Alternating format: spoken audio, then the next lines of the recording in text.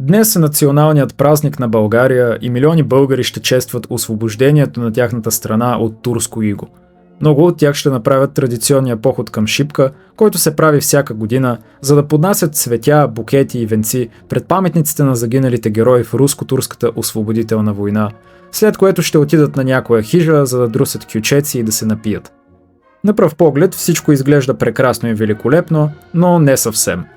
Има едни хора, които няма да си прекарат толкова добре днес. Те ще са принудени да наблюдават през целия ден как български ученици оставят цветя под бронзовите паметници на руски генерали и това ще ги кара да се побъркват. Денят ще минава бавно и мъчително и те ще се въртят в кръгове в своите панелени руски апартаменти, мислейки си за Путин, хапейки клавиатурите си от яд и поглъщайки хапчета от успокоителни в отчаяна борба да преживеят деня, който чества най-омразната за тях дата. Датата, в която тяхната държава беше освободена от Русия. През последните 5 години наблюдаваме една доста странна, но и неизненадваща тенденция в българските медии и онлайн пространство. Това е опитът на някои хора да създадат деление в българското общество относно честването на националният празник на България 3 март.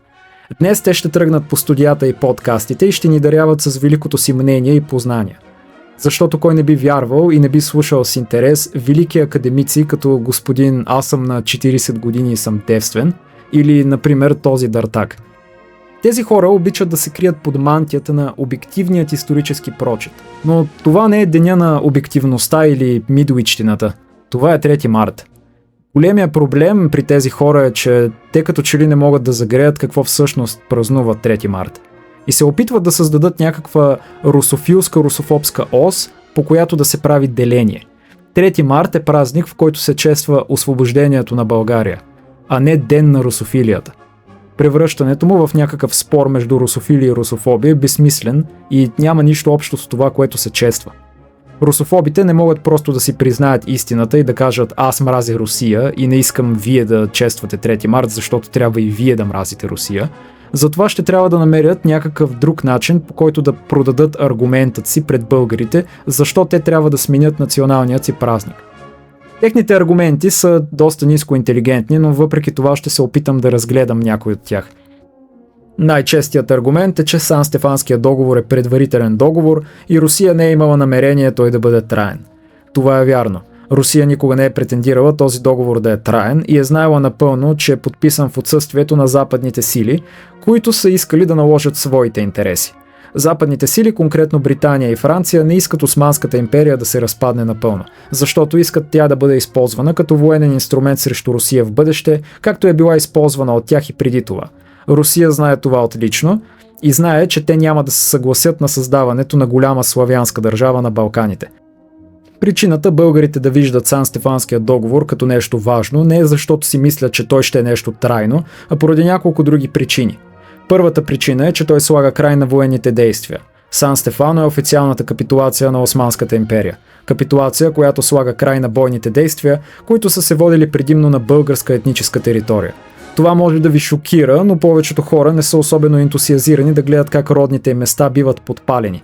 Причина номер 2.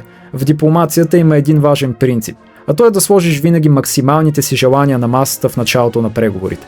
Създавайки княжество България, чието предели са в границите на българската екзархия, Русия поставя българският въпрос официално на политическата сцена. Карайки Османската империя да признае границите на Сан-Стефанска България, Русия подсигурява възможността да защити интересите на българите по време на Берлинският конгрес, а интересите на българите са да имат своя държава. Било е повече от ясно, че това няма да бъде голяма държава, защото Британия и Австро-Унгария няма да го позволят. Създаването на голяма България, която в последствие да бъде нарязана, подсигурява на руснаците възможност да съхрани все пак някакви територии, които да бъдат оставени на българите. Абсурдните желания и обвинения, които някои хора имат в момента, как Русия е трябвало да настоява огромна Сан-Стефанска България да бъде съхранена, са абсолютен нонсенс. Това е като клошарът, на който си дал 5 лева да ти каже, че са му малко и да поиска 20. България дори не е и присъствала в плановете на западните велики сили. Загубата на Османската империя щяла да бъде Бесарабия, Буджакът, Сърбия и Румъния. Българският въпрос дори не е присъствал на картата и единствената причина, по която е присъствал, е защото Русия създава Сан-Стефанска България. Да, това е така, но Русия го е направила не защото ни обича, защото е защитавала своите имперски интереси. Уау, наистина ли, Ганя? Нямах никаква представа. Аз си мислех, че света се върти около тебе. Разкошен, черен балкански субект като тебе е достатъчно да накара императора на Русия да свика военния си съвет и да обяви война на чужда империя. Естествено е, че Русия има своите интереси. Всяка държава и народ имат своите интереси и първо трябва да гледат тях. Идеята е интересите на двата народа да се покриват, за да могат те да работят заедно. Поляците, например, които по това време са нямали своя държава, пресичат своя национален интерес с този на Османската империя. Създадена е полска легия, която воюва на страната на османските турци срещу Русия и следователно срещу българите. Но това не е повод или аргумент защо трябва да мразим Полша, която е братска славянска държава и дори през 1444 също се опитва да освободи българите от Османската империя. Затова няма нищо лошо в това да кажеш едно благодаря на Русия, Ганя.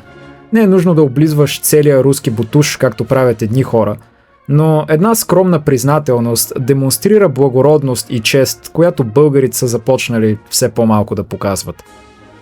За съжаление, много от тези дребнави истории повлияха на много ниско интелигентни плебеи и превърнаха този празник в абсолютната политическа помия. Буквално имаме хора, които честват 3 март 1918 година.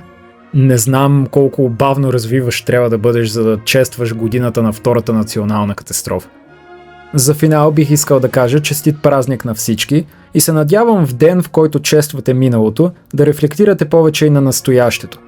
България продължава да бъде под чуждо робство и до днес. Това е робството на простащината.